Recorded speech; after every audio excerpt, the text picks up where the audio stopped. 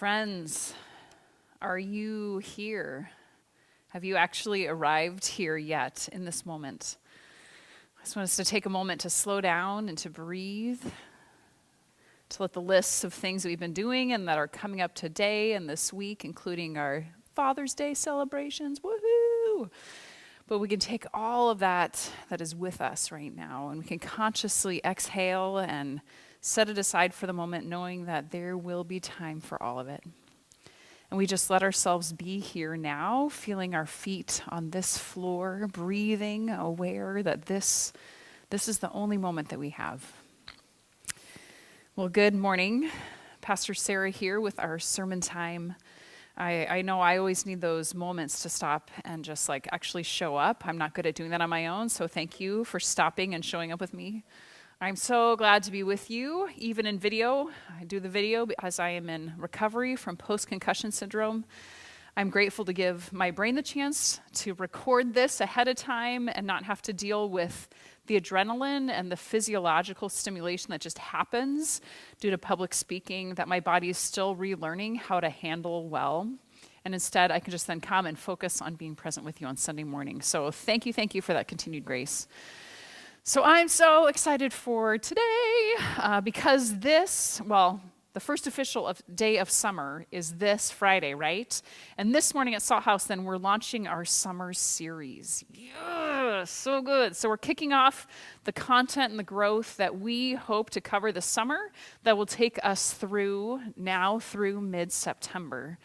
So we tend to choose a summer theme that feels really open and accessible for folks to be able to pop in when they're in town and feel like they can just be here and haven't missed a thing, and a theme that feels accessible for you to listen to via the podcast or catch the live stream on Facebook Live as it's happening wherever you are, or catch it later as you can. And we try to cover content and experiences that really stir us in ways that accompany us on our adventures through the summer. And usually, when it comes to launching a new series, I don't know if you've noticed, but I like to take a Sunday to spend the sermon describing our theme, setting it up in great detail, and then revealing what it is. But this time, we are letting our series video trailer, we're letting it be the reveal for us. So I'm going to let it speak for itself to then kick off our summer series. And then this morning, we'll dive right into our first week actually engaging with this content. Can you handle that? Are you ready? Are you excited? I am. So we take a deep breath again, and we hear about where our summer adventure will take us here at Salt House. Summertime. All year long, we wait for it. The sun, the long days.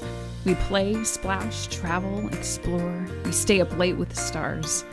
Stepping out of our usual routines, we get some room, even a chance to gain perspective. And we notice the questions, our questions. Questions about how to live, decisions to make, what we believe, who we are becoming. This summer at Salt House, we make room to wonder and wander into the questions we're carrying. What questions have formed you in the past or are forming you now? And we'll turn to the questions asked in the Bible. There are some good questions in the Bible. So we look to them because throughout the story of God, we read how forming questions so often ushers someone into deeper places within themselves, with others, and with God. Hasn't this been true for you? Questions form us. This summer, we stretch out in the sun to form questions as these questions form us together.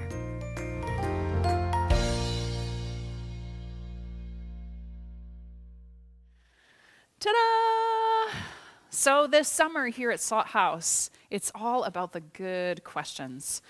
We'll turn to questions in the Bible and see how they play out as our questions. Because it's true, yes, about questions that when we consider our own times of most active growth and change, it is centered around wrestling out and wrestling through the questions. And these questions that we dare to ask, they form us. Excuse me. So to start with our first question on this first Sunday of the series, I want to share a bit about my own story, naming one of the biggest questions that I wrestled through in my life. I've talked about it before in different ways, but I want to frame it through this lens of the question. So, it was the question of whether or not I would go to seminary and become a pastor.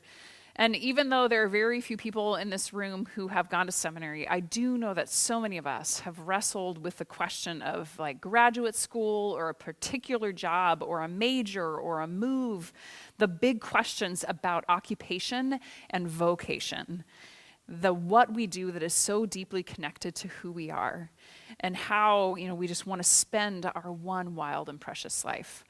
So we all come up against these questions. So I want to share about my own experience with this. So I hope that you can hear in this your own moments of wrestling through that sense of being called into something and not sure whether you wanted to say yes.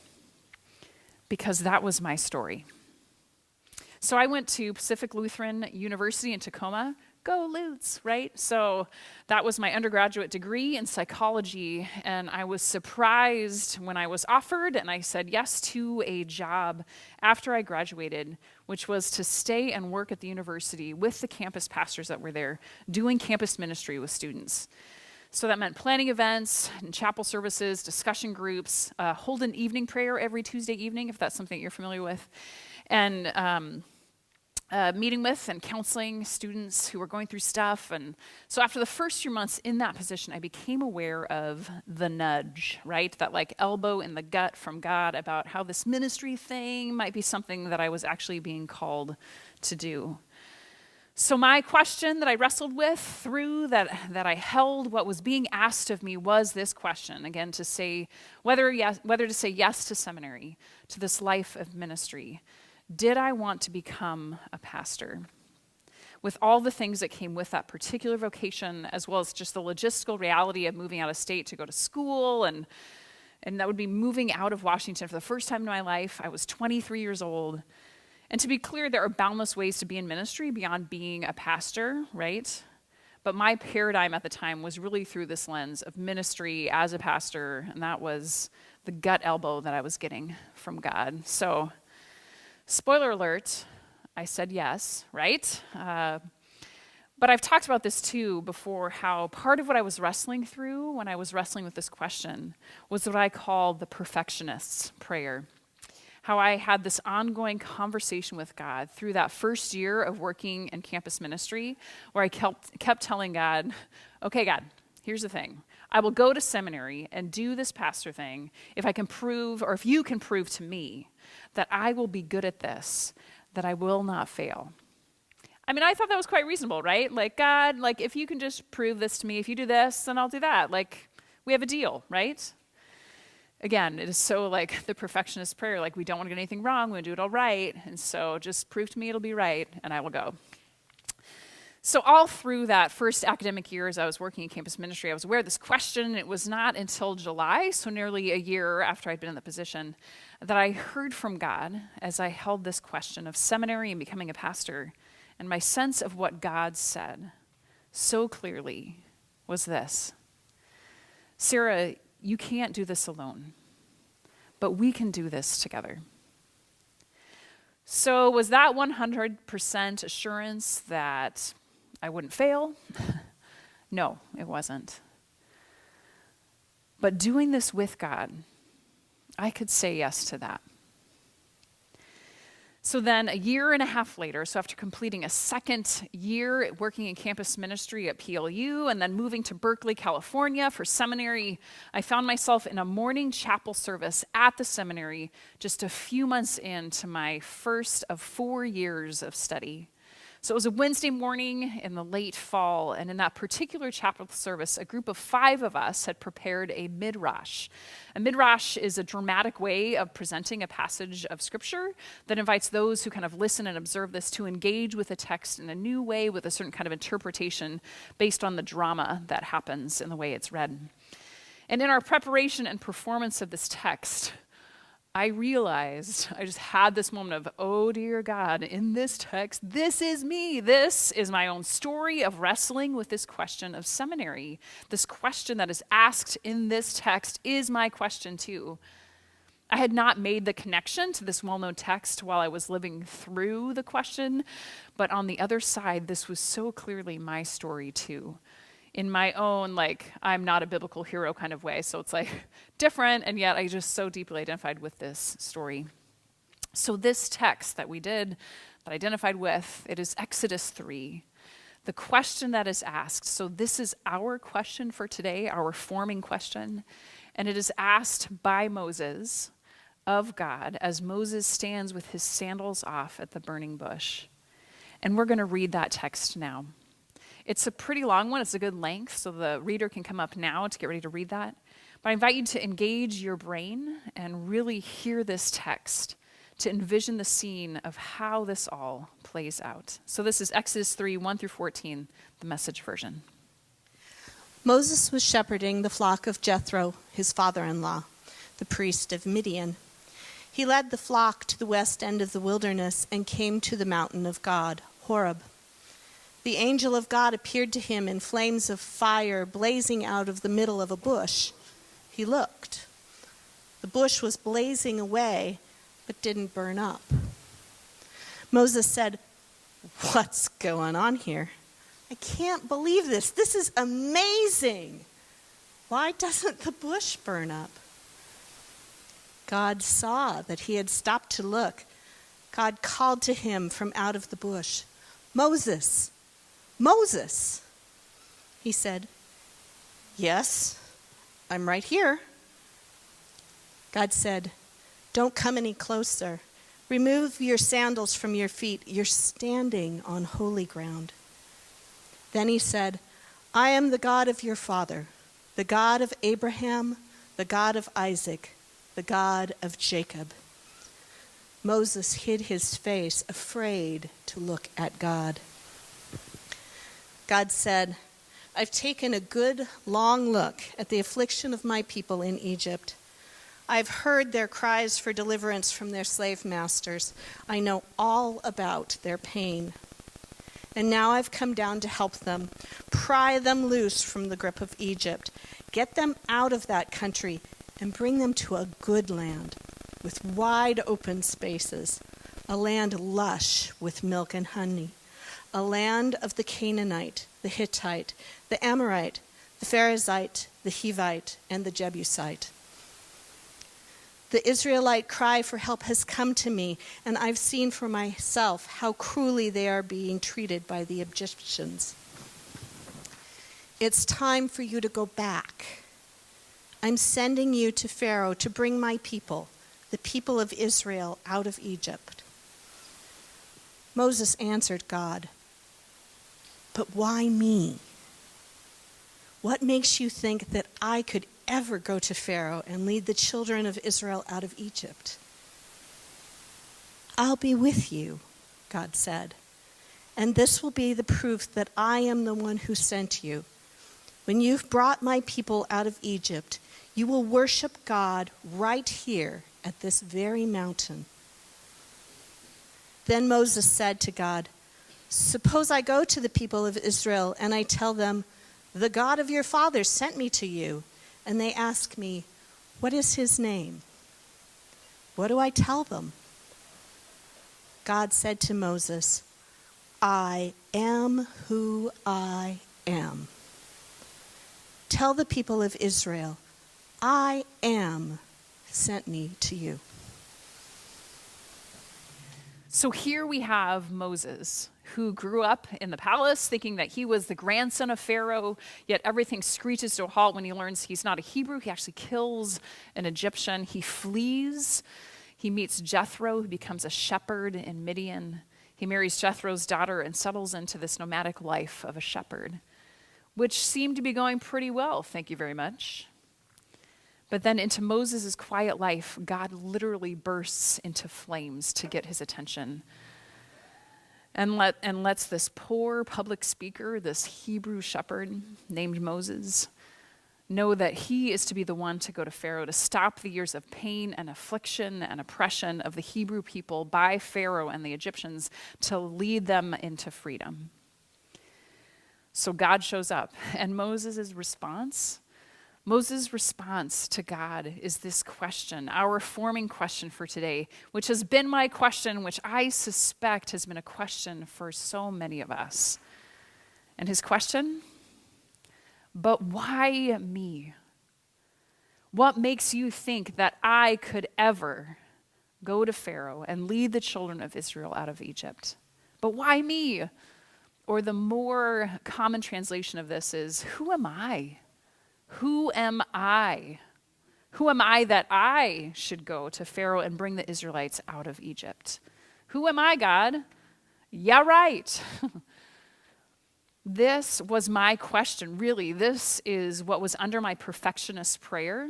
I didn't realize it, but this was in my attempts to strike a deal with God. Just give me proof. Just give me proof, because I don't think I can do this. Who am I? More than anything, there was this deep sense of not being enough to do and to be what God was inviting me into. Who am I? I've talked a bit about my own personality here and just what I've learned and continue to learn about myself over the years. And I have to tell you that this Moses moment with God here, this burning bush moment, what I've realized since like that first year of seminary, this question of who am I was not just a question for this brief season in my life when I was deciding whether or not to become a pastor. This is a core question for me. Who am I? It's there, it pulses there under the surface of things. And for me to keep awakening to this, to have that awareness when I was in seminary and then just to keep holding that, to know that this is a question that is forming me, this has been a game changer, just to live with this awareness, to let myself recognize when my hesitancies and my fear of failure are speaking louder than whatever burning bush is right there in front of me. And I wonder if this resonates at all for you. You don't have to be a perfectionist for this "who am I?" question to be hiding out in you. I was talking with someone from our community this past week who's not a perfectionist, and they're considering engaging in a certain kind of work again, which they haven't done in a number of years. And they'd been dragging their feet about it and finally realized that the feet dragging was because they have a core voice inside of them that fears that they have nothing of significance to offer the world. That's another version of who am I, right? I wonder if this resonates at all for you. In your own way, in your own hesitancies and your own fears. And I invite us just to actively hold this question as we lean into two ways in which this text informs the way in which we ask ourselves this question of who am I and how we've asked that before. So there's just two things I want to pull out of this text for us to hold as we hold this question of who am I, okay? So two things, you ready? Okay, so first, did you notice God's answer to this question? God's answer to Moses' question, to me, is this complete, like, mic drop moment. God saying, Moses, it doesn't matter. Don't worry about it. Who am I that I should go to Pharaoh and bring the Israelites out of Egypt? What does God say? He says, I will be with you. That's it. Drop the mic, right? What more do you need to know? I will be with you, right? What more do we need to know? Which is what God said to me when I heard God say, Sarah, we can do this together. I will be with you, right? And for all the ways that we want to know, like how it's going to go, we want the roadmap or the reassurance or the proof, for all the unknowns that we stare down, this is the mic drop from God every time. We don't know that it will be okay. We don't. We don't know how it will go. But we know that God will be with us. We know this, yet how do you need to be reminded of this today? So this is that first thing, God's response. We hear it again today for us, spoken into whatever raw places that we need to hear it. I will be with you. We'll do it together. I love that. So that's the first thing. Second thing.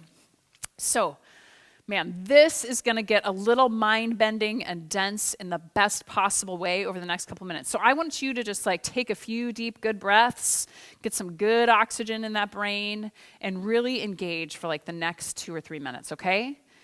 because I was talking with Rabbi Ted Falcon this week. Do you remember Rabbi Ted? He was with us in January and spoke to us about Jewish prayer. He's going to be coming back next month on July 21st to engage with us and some good questions from a Jewish perspective. So excited. So I was talking with him this week, and just this week he was laying it down about what's going on in this text in the original Hebrew. So he sent me some notes about that, and so I want to share some of that. So all this is from Rabbi Ted, okay? So I gave you a few moments to breathe. You ready? Oxygen in the brain?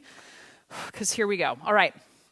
So did you notice the second question that Moses asks? Yes? Did you happen to notice there are two questions? Moses asks for God's name. In case you didn't know, it's the only time God has ever asked for God's name. And so his question is, who shall I say sent me? And the response Moses hears is clear. Aheya asher aheya is the Hebrew. It says, I am as I am. I am as I am. So this is the verb to be. And the biblical Hebrew form of the verb to be includes past. It includes action in the past, present, and future. So it's all of it. Modern Hebrew would translate this just in the future, and it misses the point. So get this. God's name is first person singular without limitation of space or time. Let me say that again. So God's name is first person singular, I am. It's first person singular without limitation of space or time. Rabbi Ted said it this way. He says, this is the universe, like capital U, this is the universe opening its eye. Not I, but I. This is the universe opening its eye. What? The first person singular is the only pronoun that does not have duality, right? So every he needs a she, every we demands a they, every you demands a me. But this is God as I, non-dualistic. This seems to be this stunning example of a timeless truth arising through an ancient time and place and moment in Scripture, right? That God is always an I rather than a he or she. And then for us, in a spiritual sense, that universal I is reflected through each of us, through each of our particular eyes. Let me say it again. The universal I is reflected through each of our particular eyes. So our own I becomes a doorway into greater inclusivity. What? Right? Okay, still with me? Still going, like it's just getting better. So holding this, that the universal I is reflected through each other, through each of our particular eyes. Consider then with me, make the jump to the third of the 10 commandments. Okay, we're jumping there, which Rabbi Ted pointed out that this is the least understood of the 10 commandments. It's, you shall not take the name of the eternal one, your God, in vain. And for most of us, growing up, we heard this one, like we were taught that this had to do with swearing, right? Was that you? I know that was me. Like, shh, don't say that. Like, don't swear. Which really doesn't make much sense that would be what it means, that would be at the top of the list, right? Could it be that swearing is worse than murder and worse than stealing and worse than adultery? Like, that just doesn't make sense. But when considering that the name of God is I am, right? God has just said, like, this is God's name. It becomes clear that we use the name of God more often than any other name. We are always beginning our thoughts, beginning our sentences. I am this, I am that, I am.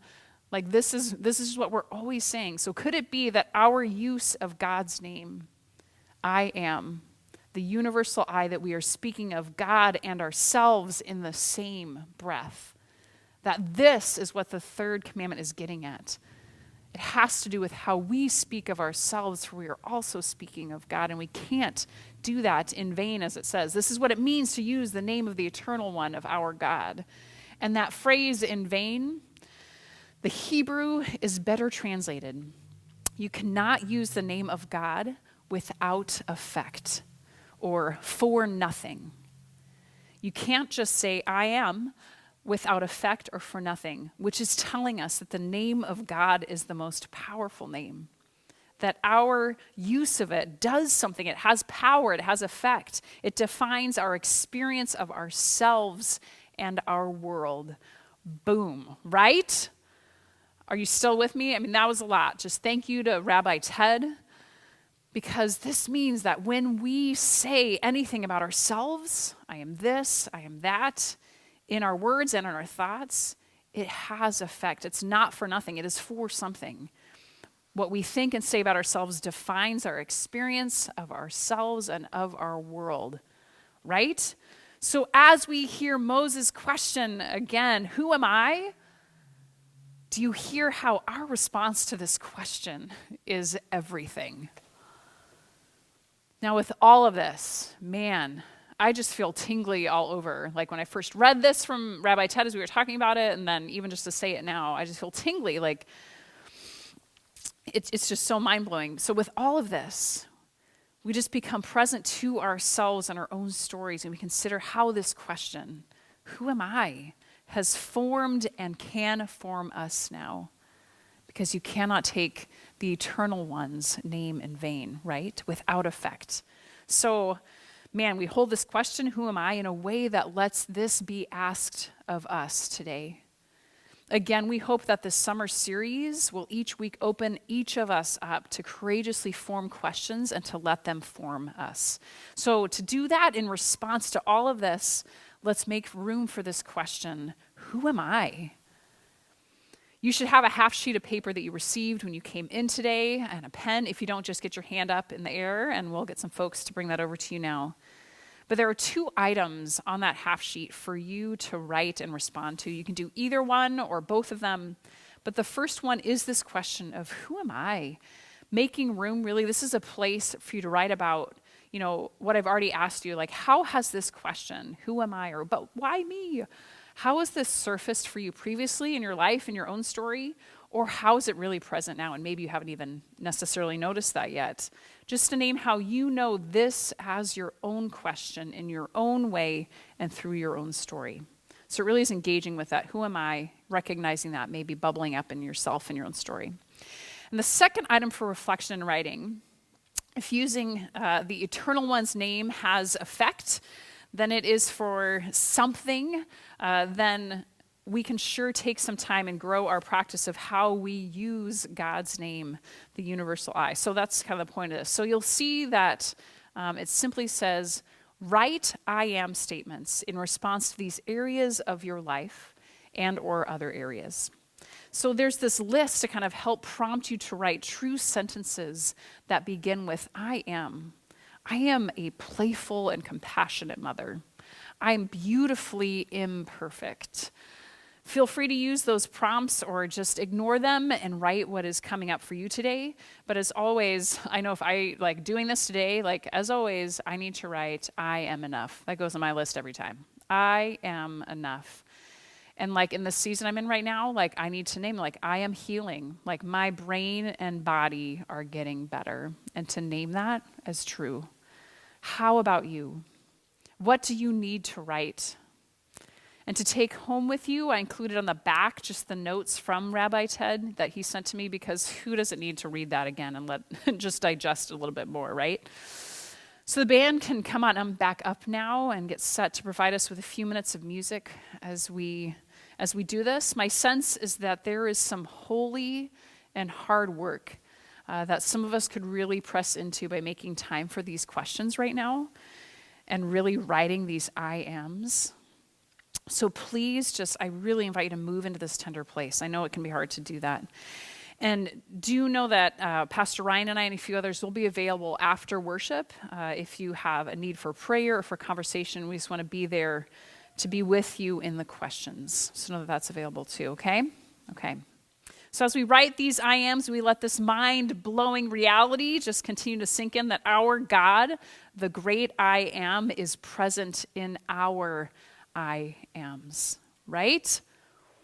So this is the name of the Eternal One, as it is ours, as it is that of the folks sitting next to us, as it is those for folks outside of these walls.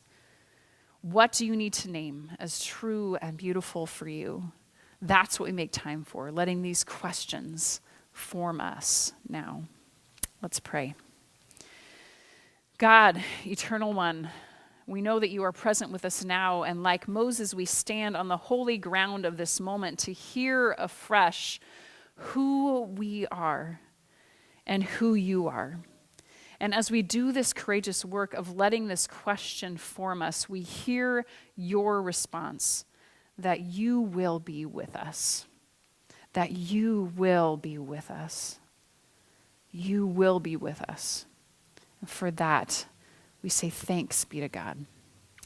Amen.